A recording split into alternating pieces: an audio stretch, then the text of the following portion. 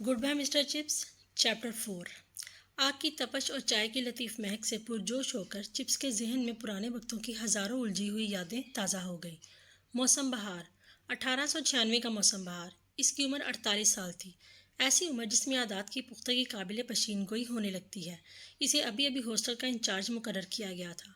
इस मसरूफियत और अपने क्लासिकल अतवार के साथ इसने अपने लिए ज़िंदगी का एक गुदास और मसरूफ़ गोशा बना लिया था। तातिलाते मौसम गर्मा के दौरान वो अपने स्कूल के एक रफ़ीक कार राउडन के साथ लेक डिस्ट्रिक्ट चला गया। वो एक हफ्ते तक सैर करते और पहाड़ियाँ सर करते रहे, यहाँ तक कि राउडन को अचानक किसी ख़ानदानी मसरूफियत के सबब रुखसत होना पड़ा। चिप्स वेस्टल हेड में अकेला ठहरा रहा, जहाँ इसने एक छोटे से फार्म हाउस में क़याम किया।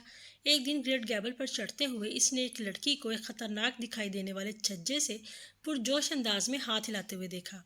ये सोचकर वो मुश्किल में है, वो जल्दी से इसकी तरफ बढ़ा, लेकिन ऐसा करते हुए खुद फिसल गया और इसके टखने में मोच आ गई, जिसका इसे बाद में पता चला कि वो मुश्किल में बिल्कुल ना थी, बल्कि पहाड़ से कहीं नीचे एक दोस्त को महज इशारा कर रही थी।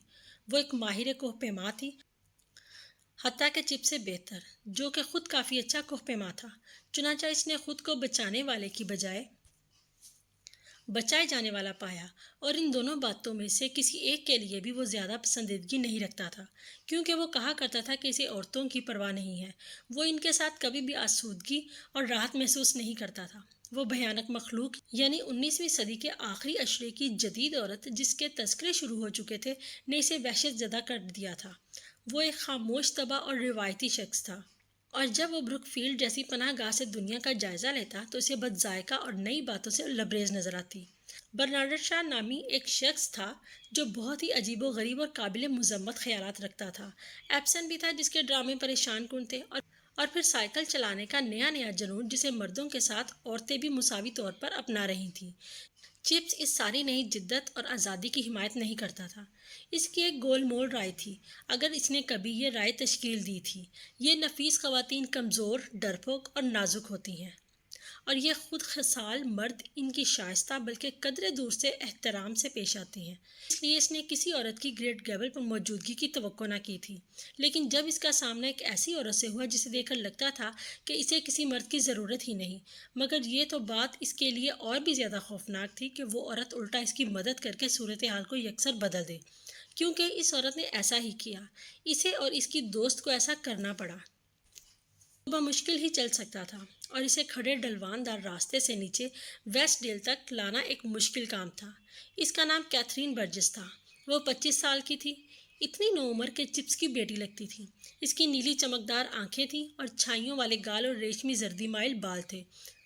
वो अभी छुट्टियां गुजारने एक सहेली के साथ किसी फार्म हाउस पर ठहरी हुई थी, और क्योंकि वो खुद को चिप्स के हादसे का जिम्मेदार समझती थी, इसलिए वो झील के किनारे के साथ साथ साइकिल चलाती हुई इस मकान तक आ पहुंची, जहां पर यह खामोश तबाह अधेड़ उम्र संजीदा दिखाई देने वाला इंसान महव आराम था।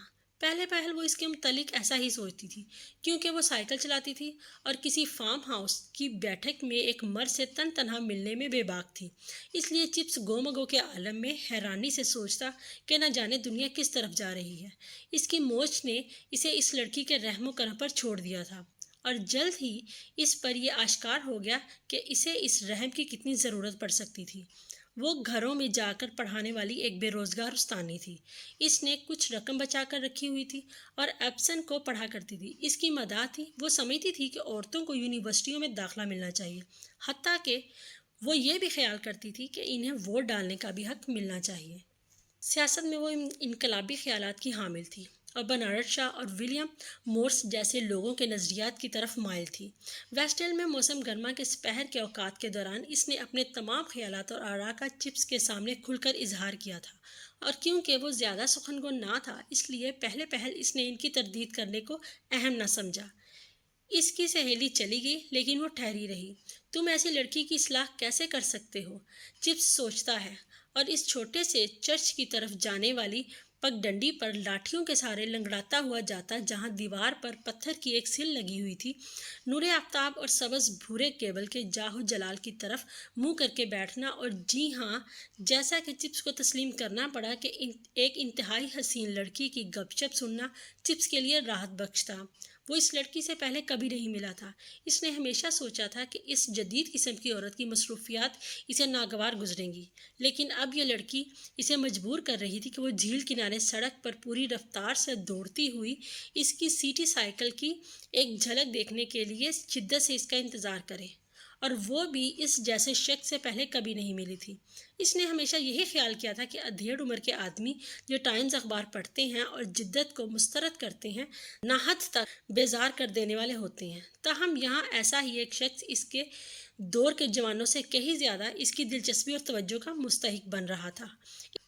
ابتدا میں وہ اسے اس لیے پسند کرتی تھی کہ اسے جاننا کافی مشکل تھا، یہ کہ وہ دھیمے اور پرسکون اتوار کا حامل تھا، یہ کہ اس کی آراء مکمل طور پر ناقابل عمل 19ویں صدی کے 7ویں اور 8ویں عشرے اور حتیٰ کہ اس سے بھی پہلے کے زمانے سے تعلق رکھتی تھی، مگر ان باتوں کے باوجود وہ پوری طرح سچی تھی، اور کیونکہ ان کی آنکھیں بھوری تھیں اور جب وہ مسکراتا تھا تو دلکش لگتا تھا۔ یقیناً میں بھی اس کو چپس ہی پکاروں گی، اس نے کہا جب اسے معلوم ہوا کہ اسکول میں یہی اس کا لاڈ سے پکارا جانے والا نام ہے۔ ایک ہفتے کے اندر وہ سراپا ایک دوسرے کی محبت میں سرشار ہو چکے۔ قبل اس کے کہ چپس لاٹھی کے بغیر چل سکتا، وہ خود کو منگنی کے بندھن میں بندھا سمجھنے لگا، اور موسم خزاں کے تعلیمی دورانیے کے آغاز سے ایک ہفتہ قبل ان کی لندن میں شادی ہو گئی۔